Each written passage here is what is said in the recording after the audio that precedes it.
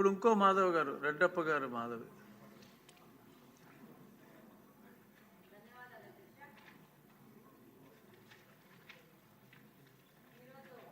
రాష్ట్రంలో ఈ మాదక ద్రవ్యాల విషయం వస్తే ఈ స్కూల్స్ దగ్గర సరౌండింగ్లో ఉన్న కూల్ డ్రింక్ షాప్లో కానీ దాంట్లో కానీ మరి ఏ మత్తు పదార్థం కలుపుతున్నారో తెలియదు, కానీ ఆ మత్తు పదార్థం ఇచ్చి ఆడపిల్లలకి ముఖ్యంగా వాళ్ళకి షాప్కి వెళ్ళి కూల్ డ్రింక్ తాగితే దాంట్లో ఏదో కలిపి వాళ్ళని అలవాటు చేసి వాళ్ళ ద్వారా మిగతా ఆడపిల్లలను కూడా అట్రాక్ట్ చేసి దాని ద్వారా వాళ్ళని ఎక్స్ప్లాయిట్ చేసే పరిస్థితి ఉంది అధ్యక్ష.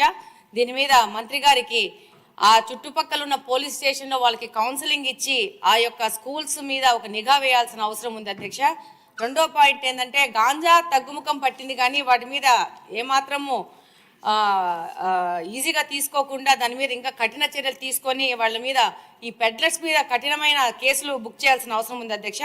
ముఖ్యంగా ఈ గాంజా తగ్గుముఖం పట్టింది, కానీ ఇప్పుడు కొత్తగా సమాజంలో కనపడుతోంది ఏంటంటే పెయిన్ కిల్లర్స్ అత్యంత ప్రమాదకరమయ్యి డాక్టర్స్ ప్రిస్క్రిప్షన్తో మాత్రమే ఇచ్చే పెయిన్ కిల్లర్స్ని ఈ యొక్క మెడికల్ షాప్ వాళ్ళు తప్పు మార్గాల ద్వారా వాటి ప్రొక్యూర్ చేసి, అంటే కొరియర్ ద్వారా, అంటే ఒక ప్రాంతం నుంచి ఇంకో ప్రాంతానికి, ఇంకో ప్రాంతం నుంచి ఇంకో ప్రాంతానికి లాస్ట్ వీళ్ళ దగ్గరకు వచ్చే విధంగా, అంటే దాన్ని ఎలా కనుక్కోవాలా ఎలా వస్తుందో కూడా ఒక ఛాలెంజింగ్ పోలీసులకు ఛాలెంజ్ అయ్యే విధంగా తీసుకొచ్చేసి ఈ యొక్క పెయిన్ కిల్లర్స్ని యంగ్స్టర్స్కి యూత్కి అంటే 18 సంవత్సరాలు తక్కువ ఉన్న పిల్లలకి, అంటే 12-11 సంవత్సరాలు ఉన్న పిల్లలకి అమ్మి దాన్ని వాళ్ళు ఇంజెక్షన్స్ రూపంలో ఎక్కించుకుంటున్నారు అధ్యక్ష బల్క్లో.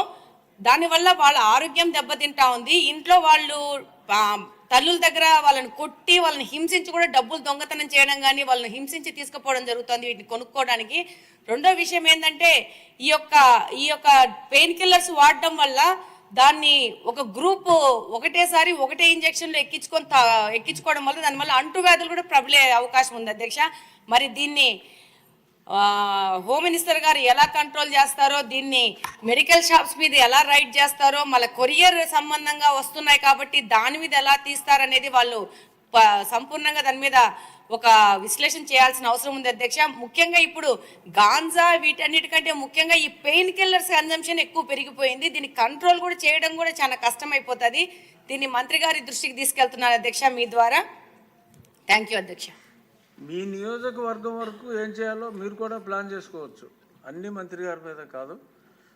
శ్రావణ్ గారు, సమయం చాలా తక్కువ వస్తే క్లుప్తంగా మీ ప్రశ్న. అధ్యక్ష, చాలా ముఖ్యమైన సబ్జెక్ట్ కాబట్టి అడిగాం అధ్యక్ష. ధన్యవాదాలు మీరు మాకు అవకాశం ఇచ్చినందుకు. 11,000 ఎకరాల నుంచి 100 ఎకరాలకి పడిపోయింది సాగు అని చెప్పడం చాలా సంతోషదాయకం, ఆనందదాయకం, అభినందనీయం కూడా అధ్యక్ష. అయితే ఆ 11,000 ఎకరాలు ఎక్కడున్నాయి? అందులో 100 ఎకరాలకు దిగజారిపోయినప్పుడు ఆ 100 ఎకరాలు ఎక్కడ?